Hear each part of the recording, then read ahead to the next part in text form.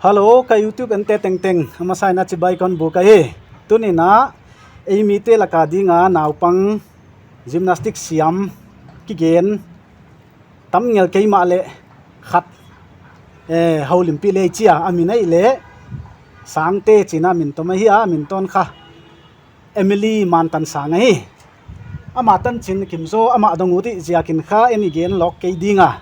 ama naupang chik school kai kom koma gymnastics sin na hi a hoi ke tham loina ama I hopi na ziak bik takai le tu ma zeka gold medal competition khata Imphal gold medal anga ziak hibi ka hi chi hi kan gen masai Mantansang tu nia hi chi banga holim thei dia hun naun piak janna kipa thu kan gen masai namin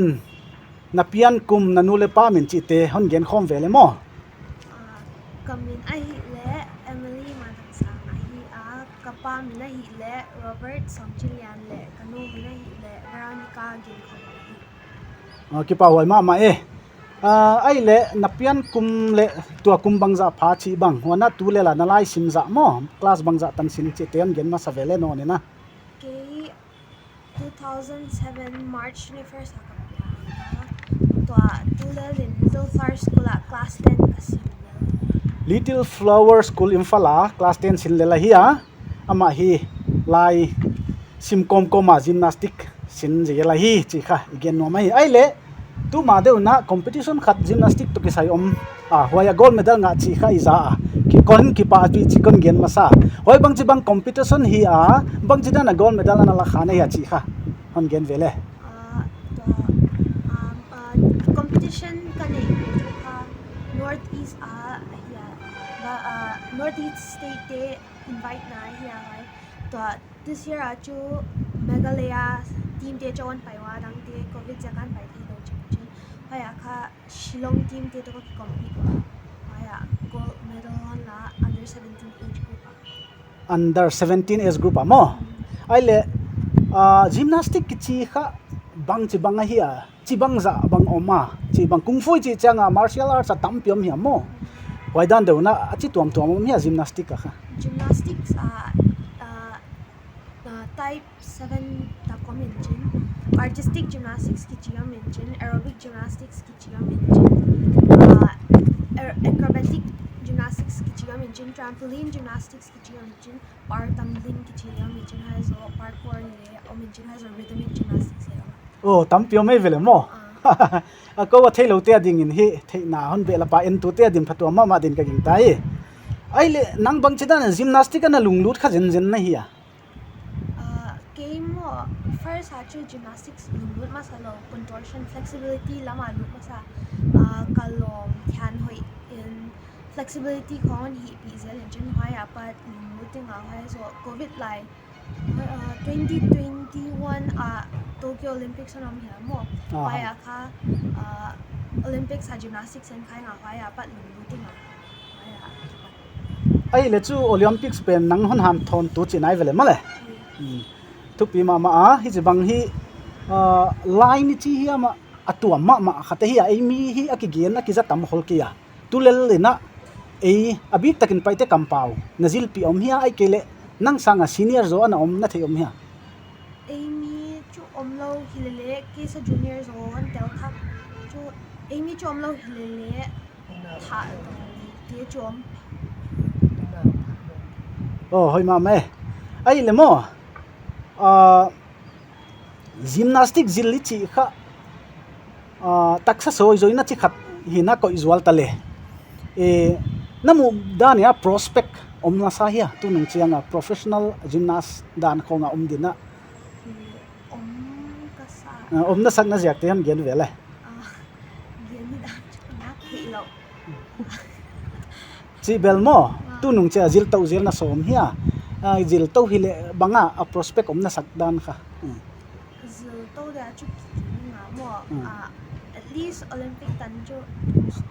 wai hi jang no kha tu nung chianga Mantansang ina Olympic tan donga gymnastic so avakuan ding lunggulh hi chi hi an tu te na theipi na bang chi bang nei to son theya I han thon theya chi hi engai to ding na poimo hi ai le hi gold medal na nga na na tel tu ngina nga ding na kiging ta him hia kiging talo kom ka ki compete pi te gam da nga pat khom yin chin hoi ka ki confident lo ai le on ki announce sa chu maksa ai le gymnastic hi te khong ye chatang pi kha zen de un chin nang kha ki sa phot sim thit china hoi to ki saya i nuam sak lo nine la ke la mo na weight kha na su kiam zek khong ngai hi ai kil na ki jil sunga ang kiam hi a chi bang china na ki tha zo the ya chi din te wait chu ba ka wait tam simi le zang ka kisa thao lo tel lo gig lo tel lo kai chin wa mai ye chana ma hi ki sa phot le le hi a hi ding takhi kha hi de nai ngai to hi ai le tu le la gymnastic nasin na bang nuaya hi bang association chi hiam bang pol nuaya nasin hi ken mo Manipur Gymnastics Parents Association all Manipur All Manipur Gymnastics Association hoizo to chu sai noya sai chi kha Sports Authority of India ke chi hi ya hi poimo ma hi tu le la nazil na munu koi taka hian gen le kazir na munu kha Khuman Lampak Indoor Stadium Khuman Lampak Indoor Stadium delam chianga hi video to paleng azil na munu alim hon lak ding ka hi ana en swak dina kon chia lai ai le gold medal na a kha i cash award in a zu hi ai kele memento chi hiam certificate in zu hi bang china ama gold medal kam na chu cash award chu omlo hilele certificate to medal thanki pya hoi ma mai dam sunga mangno lo de certificate nei na hi account ki pa pi chi kan gen langa hi ai le hi ai gymnastic jildinga na ki sakina mo jildinga na ki sak chili na chi yam na lunglu thuna gen tu na nu na pa na hon ki pa pi pau hia na lai sim mai on chi ai kele bang hon support pau hia hon support pau hon ba gymnastics ka zer thina dia hon ngai to pi pau hoi ma me nu le pa ten ta te lunglu na kha hiai banga kha i support ding ai ya hoi jang ma le dia man tan sangin hi tu ni na hiai akidem na banga hi gold medal wanga hi nu le pa panpi nai chi hiam hantawnna hi apoi mo dan hiya kilang hina i thei hi ai le gymnastic lunglut mi dang om hitale bang chidani na hiai zil thei dia le Manipur context bi ka gymnastics zer thei dia mo first chu coach te to han ki mo ma sang ngai dio ai zo coach te to ki ho dio chi mai apa se to a fees khong am sam hia ikele a course chi danom hia fee ke chu a course ma omlo chin hi ja ba join to le tak chu fee lao chin mo kaging ta na 1 month ta 1000 khong lao a course chi dan de hia le ya za ha kan ya stand chu course ha ne Youth Affairs and Sports. Youth Affairs and Sports. Yes, government of Manipur chinai chumo. Okay. Ai le nang hamphat na tang dia ka thu kana za kheu heu dan na de sak na tang na hi chi ka ge na hoi pen detail lo ni gen tuan da mai dinga tu ni na gymnastic zilu ten kha Imphal coach te bang sai te bang YS te bang thuza ka leng alam piom thei dinga hi chi khai za ki pa hoi ai le lai sim kom na hi na lai sim na ba lo hi lai sim lam a week wa cho kai ki hilale khatwe we lai sim man lo je linga hoi ja ka khatwe chu ka practice lam ka o mo lo cha lai sim man lo je linga hoi ja ka hoi sim khatwe den chang na Mantansang ina aso nai chi hiama gymnastic aso na kha leng la so mi anen so lai dina kon chia lai lai sim ko ma hi ai manina ani tok ka hat taka pai dingi de isaka lungkelo na sataka ongpan to tu nung chianga alunggulh banga olympic tan bang awatun thei ding ide isaka hi chi igel a hi wana kazak da ni na hun kha time ma jing kala pan ni tak na luptana na hun za danon gen to zia le gar kha da gi khonga throwing nga phai zo tuition home tutor pa ya da nga pa da guk tanan hilenjin phai zo breakfast ni nga kisiling nga phai zo da 7:30 a kwan kha school a ya no phai zo school a da ni lekim tanom da ni lekima inon tu da ni le minute som kim le nga kho inon tu phai zo kisai nga practice a dia kwan ngal inga practice kha da around 7 tan khong ki morning school ka to pa 7 tan ki morning hai zo inkon tu cha an ni nga hai zo da gya ta pa lai si an ni hai zo da hun hi ki bi chil ma hi ma ya ma hi hoi ja kina ama hi amut bang na amule kha buk khol ngai ding hi suti ni de khong chi kha chiam nui thata kina ge na hi chi banga tuai lai ki jang ahun man pataga jang hi eton tang ma hi chi hi ge na hi Mantansang ina tunia na hun hoi tak non piak jang ki pa huai ka sa tu nung chianga lo chin na sang zo na hun mu nge kalame na huai ding na nak takinong pangino ki pa huai chi bai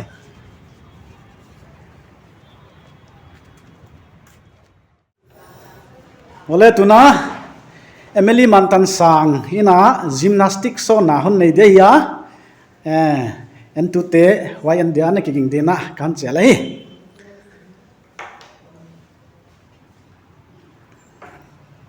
Emily Mantansang nu Veronica gin khovung kha ama hi hello wana asangam te le awmwa yai kha aupa amauna wa lian pen an namin khan gen le kamin luk chin swan ding luk mo luk chin swan ding ngai te hi anaw ya ya nenem kha min ton kha bale nem Grace lian nun nem ngai te hi ana pang sim lai zum chen samai tuna Emily Mantansang pa ila ding amin kha Robert B somchi lian ngai te hi hello yai kha Emily Mantansang pa hi mi fel khata hi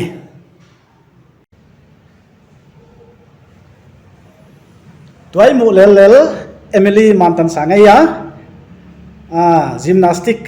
telaka insunga so thei zwal bai lamdom tengan tamlon so zwal le chi anget dung zoinan so ding ai Emily Mantansang ina covid online na hiai gymnastic to ke saijil na ding ngai tu a sungina angai tu laina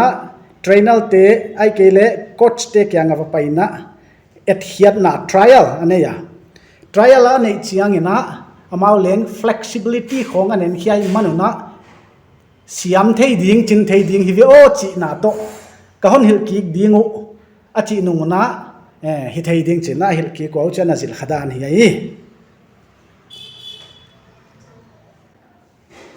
Mantansang ina azil tungina artistic kichi gymnastic nuaya chikhat apana Himalaya hiltu te na ama prospect omsa bana maban nei thei ding chi ai naw na trampoline chi Manipur dia bets ma sa pending na aguang lu tu hi wa jakina Mantansangin pathian walzol na to wang phatna anga ale tuapan kumkhat kumnia hi national championship aleng tel thei din mun hi che hi kaun gen langa hi tuna Mantansang ina analak certificate te le trophy champions trophy wai hi imu ut kagin tak jakina hon so he lana gala yaite certificate kha ngala mala gold medal kiai lo na silver medal le medal ave ka gi gobin ngala wai te hi tunina ave kina hon toy ha ke ya himale yai an toy khak teng ilaka hi adang le om lai mobana leng lo chin da sang zo to ang lo chin jeli dei saka trophy he salian zo an dop ding leng idei sakai ale Mantansang hong lo ching jelin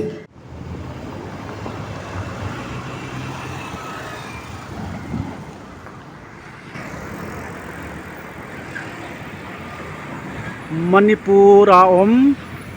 Khuman Lampak Sports Complex hi mall chika Khuman Lampak Stadium ichi sekpe na hi yai sunga sports tuam indoor le outdoor ma football khong hockey khong le indoor gymnastics boxing chite kha yaimuna kha jilvek thei hidane he asung lei wala jekde yai kha gate number 2 hi a gate number 1 ai ahileh huaya ale lampang hi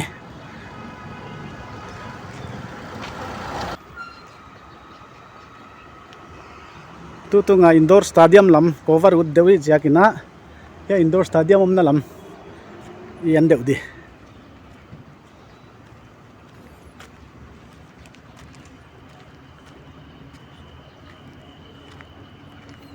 yai kha akong pi gate hi a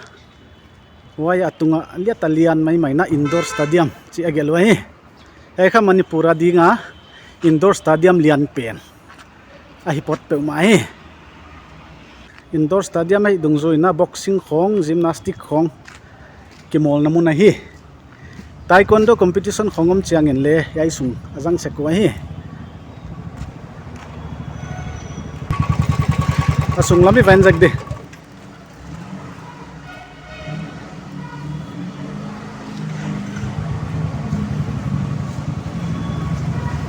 indoor stadium sunga tuna ilut lelahi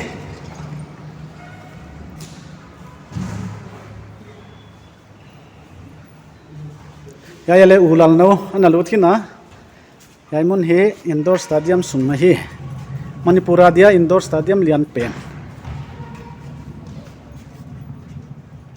boxing khong taekwondo competition khong bang le haimuna hi zel wai waya to na mulel kha gymnastic lamte kijel namuna hi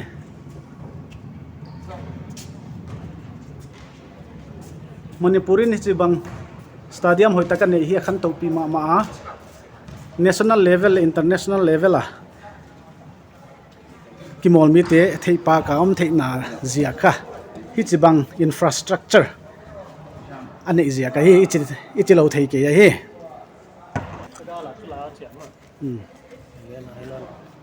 gymnastic hi te tomchik enzuale yaimuna paite vengam Mantansang sangte emily Mantansang in le yaimuna azil sakhiya hi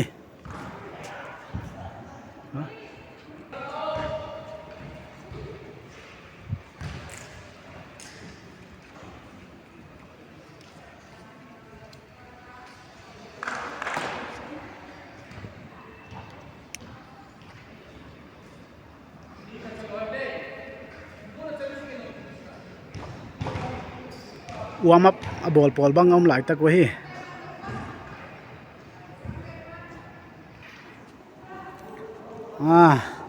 tuna kong lam zuan ni nai ponon de